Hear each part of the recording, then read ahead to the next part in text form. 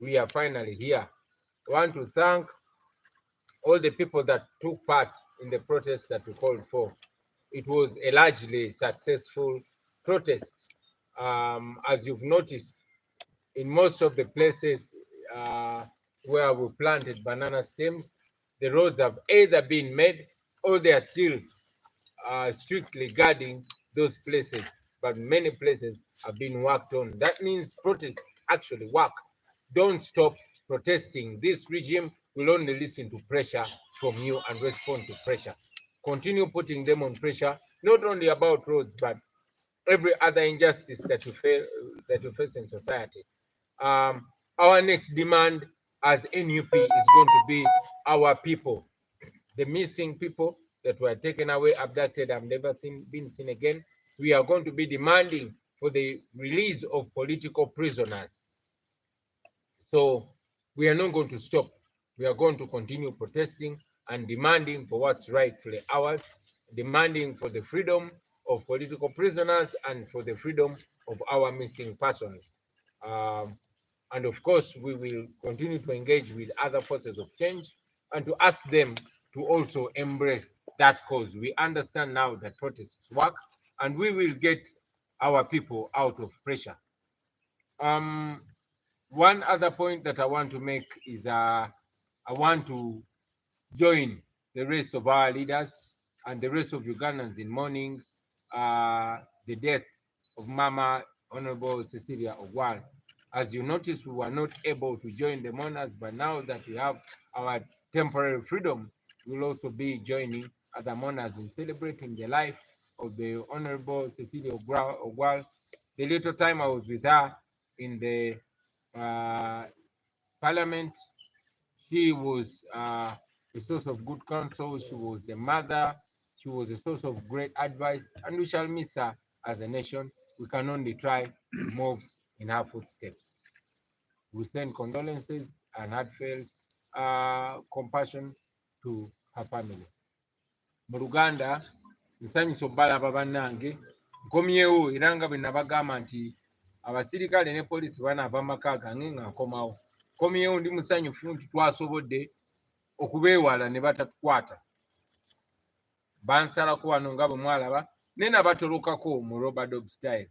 Era mbadde mpitanga mu bantu, nga ndi mu bantu ba bulijjo. Njagala okwebaza ne ssekwebaza abantu bonna abatukuumye mu ghetto gye tubadde nga tulya, ababadde nga batusuza mu bitundu ebyenjawulo, bantu ba bulijjo babadde nga batambuza ku bodaboda zaabwe, mu taxi zaabwe, n'abadde nga batuwa amagezi oba advice. Kino kyongedde okutulaga nti struggle eno si yaffe ffekka, naye buli Uganda ali mu struggle. Every oppressed Ugandan is in this struggle. Buli muntu ali mu struggle, era osobola okukola ky'osobola okukola. Bw'oba sigwa ali ku front line, osobola okusupportinga abo bali ku front line. Mukirabye nti tubadde tusobola okuyita ku bapoliisi n'abasirikale, naye ng'abantu ba bulijjo be baba tuyisaako. Mujjukira Museveni bwe yali alwanyisa Obote mu myaka gy'ekinaana, abantu be baamukuumanga, kubanga kye yali alwanirira abantu baali bakikiririzaamu, abantu baamukwekanga. Naffe abantu batukweka, ate n'abalala abali mu mmwe nabo batukweka, kubanga nabo banyigirizibwa. Protest yaffe ya succeedinze. Okwekalakasa kwaffe kwakoze bulungi nnyo. Munajjukira nti buli kitundu kitwekalakasa ne tusimbamu ebitooke, ebisinga obungi babikoze nga bali ku pressure. Ate ebiraawe batanabakola bakuumawo na mundu. Kitegeeza nti nabo bajja kukolawo. Era mbasaba yonna gye muli temulekerawo ekyo kyabadde nga kyakulabirako. Buli we munyigirizibwa muba mulina obutali bumativu, mwekalakaase mu ddembe, mwekalakaase mu ngeri yonna gye musobola. Mulabye enguudo bazikoze, era bwe munagenda maaso nga mwekalakaasa nga buli awali ekinnya musimbawo ekitooke, bajja kukolawo kubanga tebalina capacity ekuumawo olubeerera. Buli bavaawo nga musimbawo ekitooke, bajja kukoowa bajje bakolewo. Ekyo nakyo kiggwe, kuba twagala just kutereeza nsi yaffe. Okwekalakaasa ffe ng'aba NUP kyetugenda okuddako okudimandinga, kyetugenda okuddamu okubanja be bantu baffe abaawambibwa. Tubabanja, twagala abantu baffe omuli John Bosco Kibalama, Kanata Muhammad, Damulira n'abalala. Tubaagala era tugenda kunga Bannayuganda okwekalakaasa mu ngeri yonna esoboka okutuddiza abantu baffe tugenda n'okwekalakaasa olw'abantu baffe abali mu makomera aba political prisoners ba Olivia Lutaya ba Machete bakalanzi n'abalala abatalina musango. Museveni ali mukuta badifayira abakwata abaana ababbi basente z'omuwomusolo naye abantu baffe abatalina musango babasibye. Tetugenda kulekeraawo kwekalakaasa. Batusomesa nti omuntu yenna bw'agezaako okukulemesa okuba n'eddembe lyo ekikola ky'olina okukola eky'obuzira kwe kumulaga nti osobola okubeera nalyo lwampaka. Volaba bwe bansibidde wano natoloseewo mbalage nti neekalakaasa. Okutoloka kwange kyabadde kikolwa kya kwekalakaasa. Okulabikanga mu kibuga kyabadde kikolwa kya kwekalakaasa era tugenda mu maaso n'okwekalakaasa. Buli weenaafulumanga wano kijja kuba kikolwa kya kwekalakaasa. Tugendagenda maaso nga tulaga obutali bumativu kubanga tukikola mu ddembe. Tugenda maaso nga tubanja abantu baffe twagala tubafune era tugenda bafuna. Nammwe bannayuganda tubakunga buli omu okusala amagezi gonna era tugenda kwengejenga ne bannaffe aba forces of change abalala ne omulamu ogwo nagwo tuguteeke ku mwanjo ogw'okubanja abantu baffe. Njagala nabo bakulisaayo mu busibe banategeezeddwa ti ne wa Dr. Besigye ne wa Lord Mayor abasirikale babajjeyo. Mpozi n'ensonga esembayo njagala ogatta eddoboozi lyange ku bannayuganda bonna okubagiza famire n'abenju n'emikwano gya Honorable Cecilia Ogwal maama waffe. Akabanga ke nali naye mu paliamenti yali mukulembeze ow'okulabirako ng'alinga maama waffe ng'atulungamya bulungi nnyo tujja mu misinga omukama omwoyo gwe ag'omuzikisa. Mwebale nnyo mwebale ddala basebo ne bannyabo. Okay, let's focus on the issues that have been spoken. Okasebere ku issues ayogedde. Ekibadde kinjokya nze sita wa Uganda nkola ne sita media Uganda. Ku social handles kwabaddeko ng'oweereza obubaka eri UN. Nze bwe mbaddeko olw'ensonga nti emikutu egimu egy'abo ba ambassadors abazze ku NAM n'egundi endala babadde bagamba nti bo bwe bazze mu Uganda balabye nga tewaliiwo human rights violation yonna. Kakati era ekyo nakyogeddeko kya buswavu nnyo. Abazungu abasinga abakozesa abadikiteta mu Africa olwa interest zaabwe era si kyanjawulo nga abakozesa Museveni. Ayagala nnyo okutunuulira ba opposition oba no balibolinga nga ba western puppets. Naye Museveni the western puppet number 1. Twavumiridde nnyo ekya Ssaabawandiisi wa UN okujja mu Uganda n'atayogera kunyigirizibwa kuli mu Uganda, n'atayogera ku kutyobola ddembe ly'abantu, n'asanga nga abakulembeze b'opposition tuli under house arrest mu bumenyi bw'amateeka n'atacyogerako. Naye ate n'okusingira ddala si ku Uganda yokka wabula tulina crisis e Congo. Abafirika abasukka miliyoni 5 batiddwa e Congo naye ne kitayogerwako. So kyabadde ng'ekiraga nti ku ye obulamu bw'Abafirika si kikulu nnyo ate nga tumanyi nti obulamu bonna bwenkanankana. So twabategeezezza nti UN erina okudda ku mulamu ogwagiteekesaawo oba si ky'abantu bajja tandika ogikubamu ebituli nga bwe bakubye ebituli mu mukago gwa non-aligned movement ogwatandikirwa okuyambako abantu abali banyigirizibwa naddala Abafirika abali mu bufuzi obw'Abazungu, Abafirika mu South Africa abali banyigirizibwa mu apartheid nga byebintu kati ebiri mu kugenda maaso. So non-aligned movement nayo yaluuzinga oba yavaamu omwoyo gwayo gweyina okwenoonya oba si kijja kulekeraawo okugoberwa n'okuweebwa ekitiibwa. Kibuuze mu Luzungu oba osobola okkiza tuddire mu Luzungu. Kibuuze Kanchikutasi. Thank you very much. Yeah, we criticized the Secretary General of the United Nations for coming to Uganda and not even mentioning the gross human rights violations that are ongoing in Uganda. He was in Uganda when the opposition leaders are under house arrest, including myself, who was on the run from the military. He did not talk anything about the gross human rights violations and the abuse of democracy in Uganda. He did not even talk about the massacres and the mass killings in the Congo, where up to 5 million Africans have lost their lives. He did not talk about the plunder and dehumanization and humanitarian crisis that is ongoing in the Congo.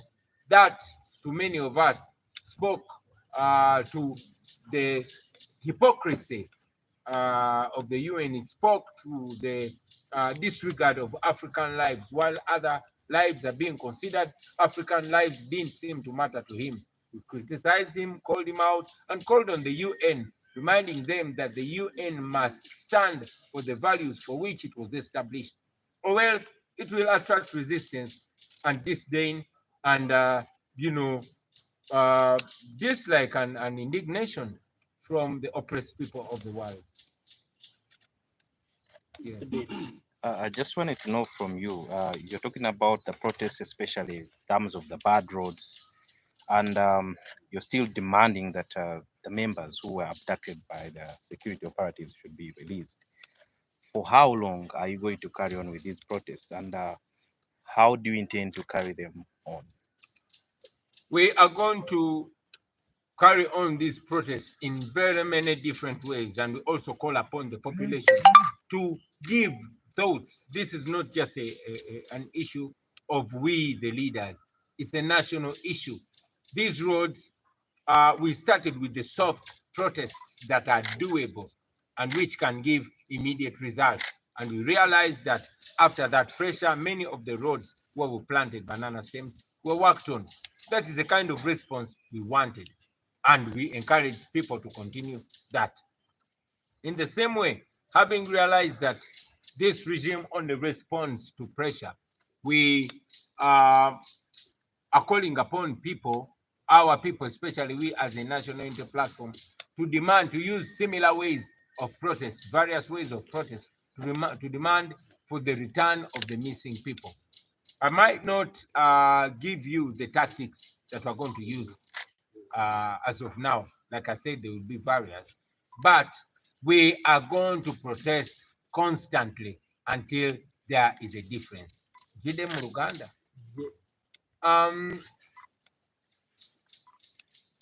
Ombuuza nti tugenda kwekalakaasa mu ngeri ki era tunaakoma wa. Mulabye nti gavumenti ng'eya Museveni ewuliriza pressure, ewuliriza kwekalakaasa. Twayagadde tutandikire ku bintu ebitono ebiri achievable nga bw'omanyi bataddewo fiya y'amaanyi mu bantu baffe n'abanyigirizibwa abamu batya okwekalakaasa. Balala balowooza nti okwekalakaasa kasuka bukasu mayinja nakwogana. Nedda, okwekalakaasa kwe kulaga obutali bumativu. Oyinza n'okwekalakaasa ng'osigadde wo, oyinza n'okwekalakaasa ng'otambula mu ngeri emu, oyinza n'okwekalakaasa ng'oyimba. Kati okwekalakaasa kuno kwe twayise okw'okusimba ebitooke mu kkubo kwalaze amakulu ate agataaluddewo, kubanga ebifo bingi nnyo byabaddemu okwekalakaasa gye basimba ebitooke amakubo baagakoze. Gye batannaba kugakola lazima bataddewo abakuumi naye tebasobola kimaintaining, era bajja kuba balina okugakola okwekalakaasa okwo kukendere. Mu mbeera y'emu twagala okuteekawo pressure twekalakaase mu ngeri ez'enjawulo, era tuze tusaba ne bannayuganda bannaffe nabo batuwe ku birowoozo eby'engeri gye tuyinza okwekalakaasaamu. Kwegamba kibeere nga kituuka ku buli muntu, nga tubanja abantu baffe abawambibwa be tutamanyi komayitire n'abo abali mu makomera mu bukyamu. Tugenda kwekalakaasa paka ddi? Tugenda kwekalakaasa paka kuwulira bubi. Tugenda kwekalakaasa paka nga waliwo enjawulo, kuba tumanyi bano bawuliriza pressure. Tetugenda kulekeraawo. Mbagambyeko nti n'okutoloka kwange wano nako kabadde kabonero ka kwekalakaasa, era n'okulabika kwange ne bannange mu bantu eyo, ate nga gavumenti teyagala tulabike mu bantu, era kabadde kabonero ka kwekalakaasa. So tugenda kwekalakaasa mu buli ngeri yonna yonna. Oba kitwetaagisa kushowinga up mu bantu gye batasuubira yonna, make sure nti raising awareness. Ensonga y'abannaffe abawambibwa teva mu ddiiro, teva ku mumwa, paka nga famire zaabwe zimaze okubalabako. Yeah. Uganda Sababa TV. Twalabye bannaffe abannaabwe kuzimu ku nsonga ezabaleetedde okwekalakaasa okusimba ebitooke kwe kulaga abagenyi bannaabwe nti Uganda si ntebenkevu, abantu bali bubi. Pulezidenti Museveni bamuwadde ekisanja ky'okulembera nnaamu ekiyita ne mu myaka gyabuzaayo ku bukulembeze bw'eggwanga ne kiyingira mu myaka emirala gy'atannafuga oba gye batannamulonda.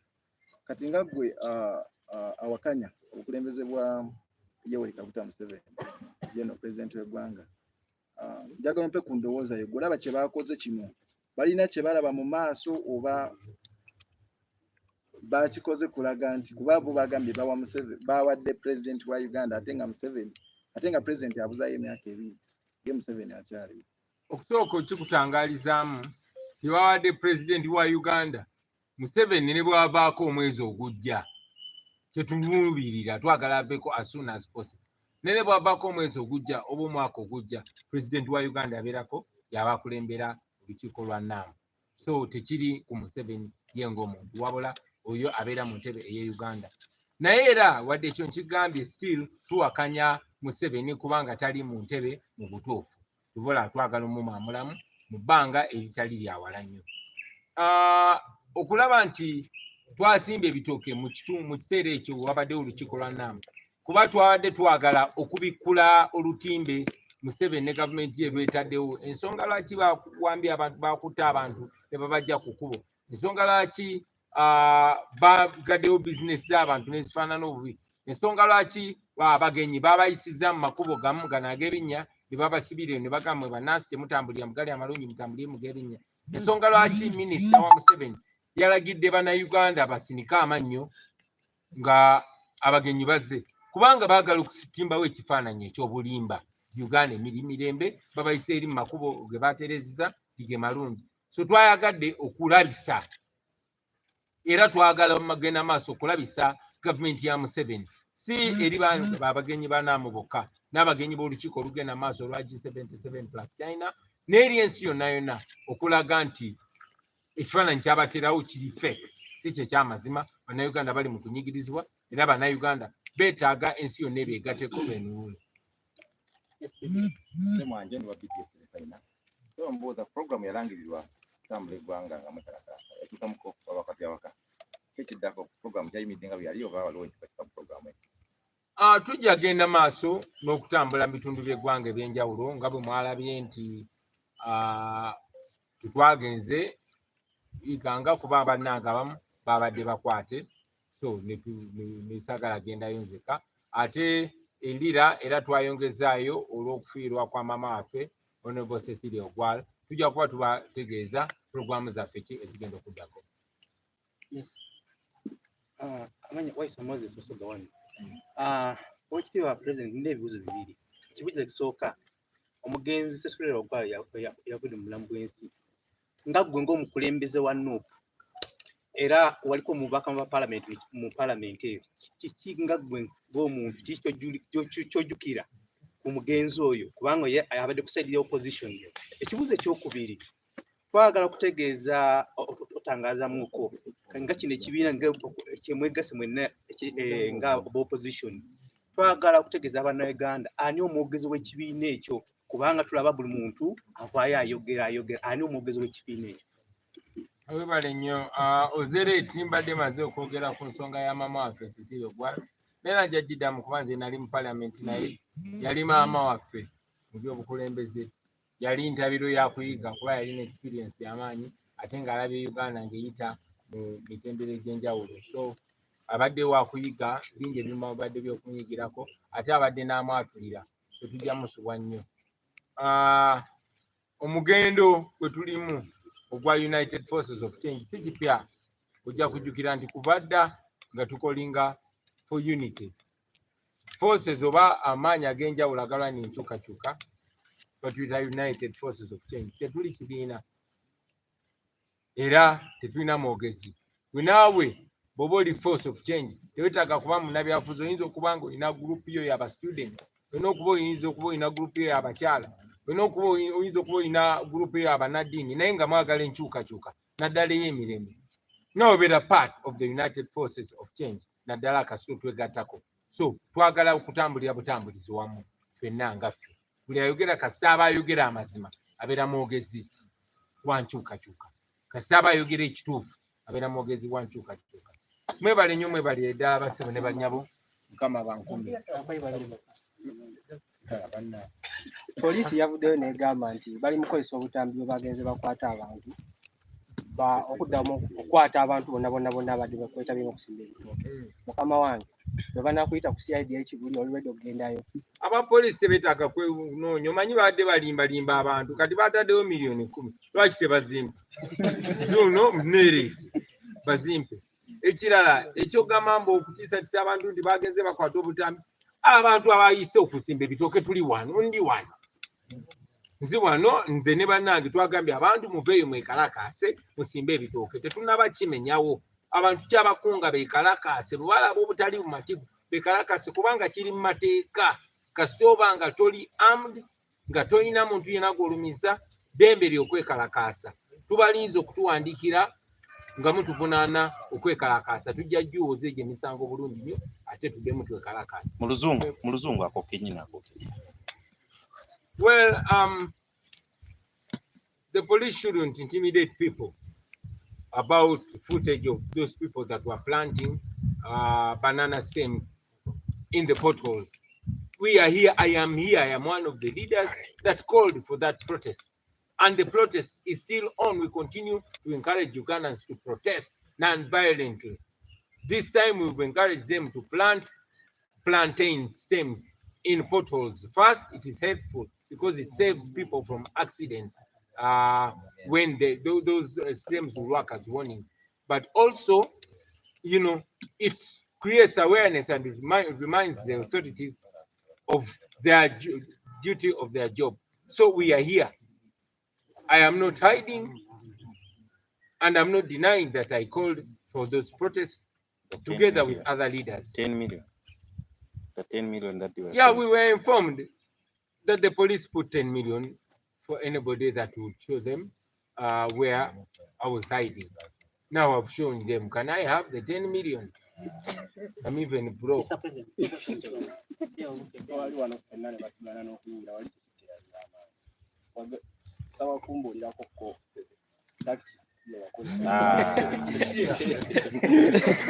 Omusajja kamunyonyole nakozesa bukodyo ekyokubitinga security ya Museveni nafuuka kapa gwe towulyanko bantu bafuuka kapa nfuukemu Katuwe mu luzungu ako. Wakoza which tactic did you use?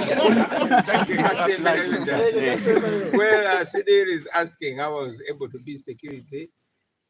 As you must have heard people saying, I became a cat. So I'm sure you've heard that in the 80s, somebody used to become a cat and evaded security. So I also became a what? A cat. Thank you.